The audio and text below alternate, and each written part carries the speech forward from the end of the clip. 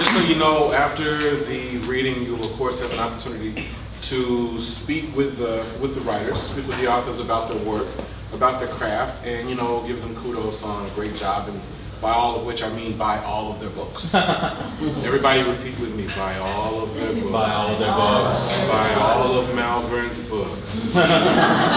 We love you, Malvern.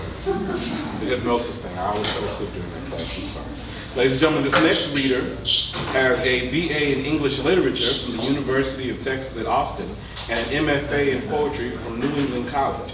Despite being published in a wide variety of poetry journals and magazines, she prefers the thrill and terror of performing before a live audience. She works and plays with the printed world every day as an English teacher, as the owner of Red Planet Audiobooks, and as the co-founder of INF Press. Her poetry comes from a place of ferocity, playfulness, of emotional urgency, and of hope. She loves whiskey, revelation, and naps. And I'm sorry, but that last part sounds like the best day ever. Without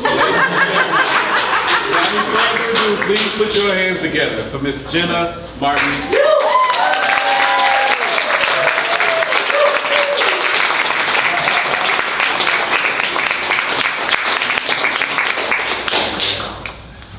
I like the way Joe says it. All right, thank you all so much for coming. I have a gaggle of students here, which is so awesome, and so that gives me hope that poetry will never die.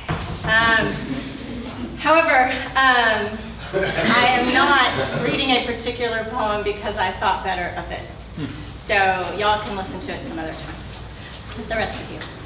I'm going to read a few from the book, and then I have a couple of new ones that I want to try out, because me saying them to myself in the mirror doesn't always have the same effect. So I want to see how they work. Flint and Steel. When we stripped down, we found nothing but sinew, a bit of flesh, scar tissue maybe, little of what once made us beautiful. Nothing left in this proverbial room but an echo, two laments, and a siren song. There is no gratitude like I first expected. Only a sense that doubles speak one again, that the mirror holding your gaze shattered, that you have yet to forgive it. Regrettably, when the clothes came off, the gloves never did. We were left with the tragedy of what it means to be ourselves, a man who runs, a woman in the crook of a pub late at night. We were sopping wet at the tail end of a dreadful storm, and all we needed was an umbrella or a pair of bright red galoshes. In that state, who can imagine a lover kind enough to build shelter, much less change the course of an entire day's weather? Yet, what is best is rarely known, but the breath can be rapid for a variety of reasons, the palms clammy in either pleasure or dread. There is a way of loving that allows for grace, a way of leaving that doesn't gloss or feign or set right. Some people are meant to burn. Here, hold this brittle tinder a while.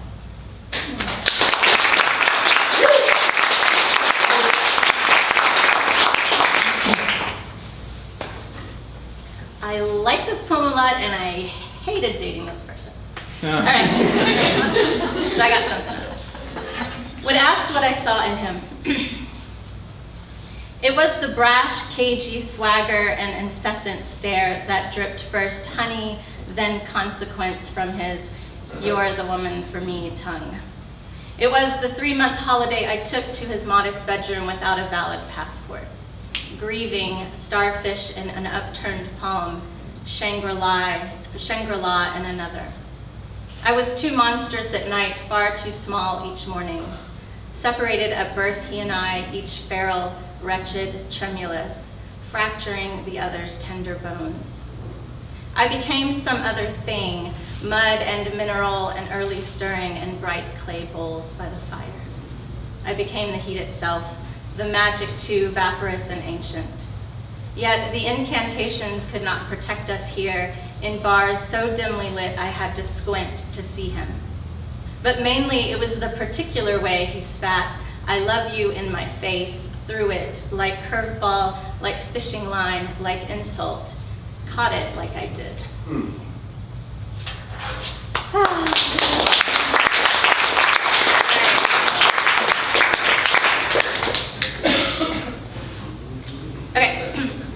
when the appetite wanes.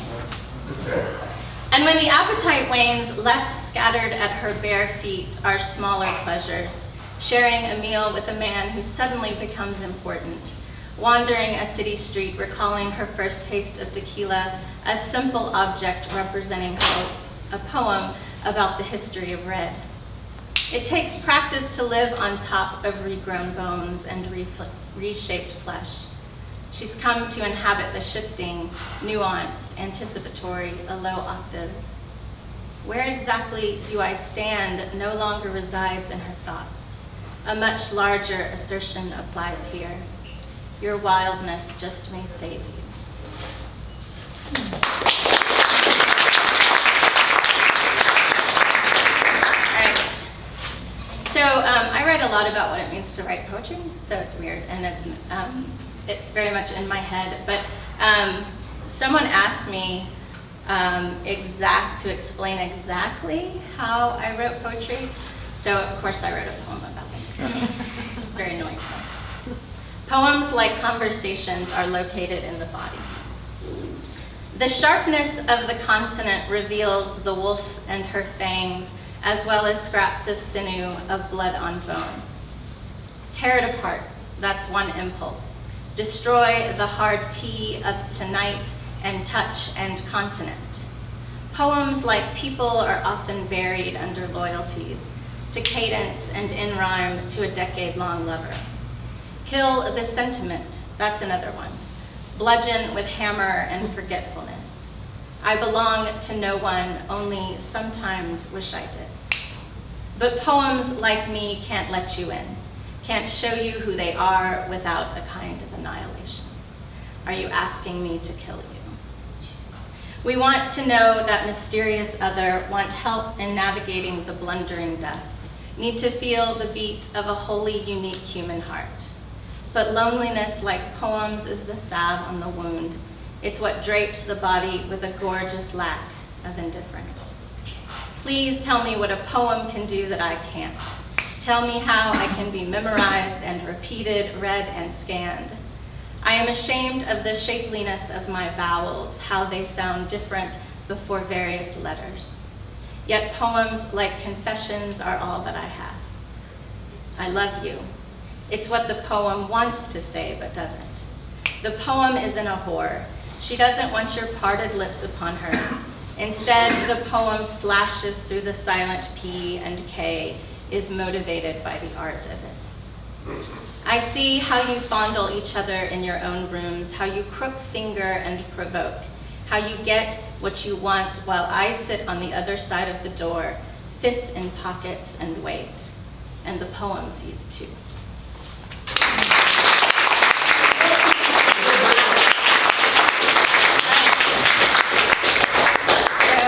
New ones. I don't even think they've been edited, so fun. Okay.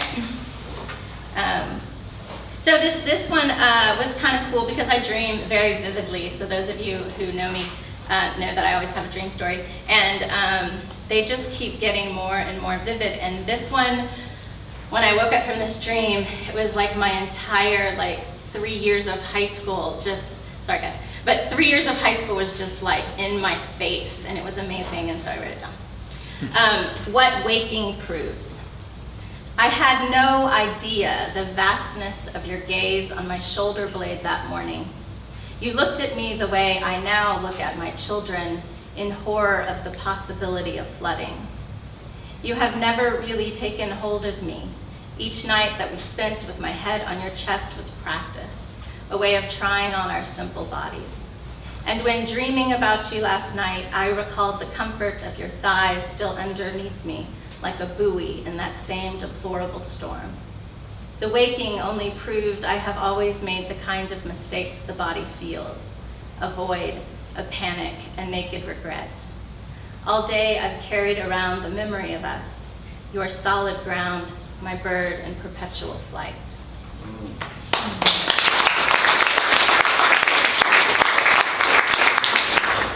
So thank you so much, Malvern. I love this place so much, and thanks for coming. So last one before Mr. Jim comes up. Sight being deficient. Each cave has a history. each divided line a sun. I began to adapt Plato's construction of analogies. I crouch in the darkness still. Outside, I see you bask. Someday, I will stay free and accept the broken chains. Someday, I will fill the opening with something less permeable than my own body's sloughed-off cells. You are a child of goodness, I a trumped-up guess. There is only belief between us as you struggle to see. Your pupils continue to dilate as you frantically descend. Your balance falters. You trip and grope for the wall. You know I'm close. You feel my breath as I sidestep the fading warmth of tentative fingers. You thought it fair to sell your house in the desert and travel by foot. But I know you will never survive down here with me. Blindness the least of your concerns. Nothing grows. I am a prisoner in a plain robe. I place stones judiciously. I have only begun to learn of the darkest parts within. I am no mystery, just a woman you cannot clearly see.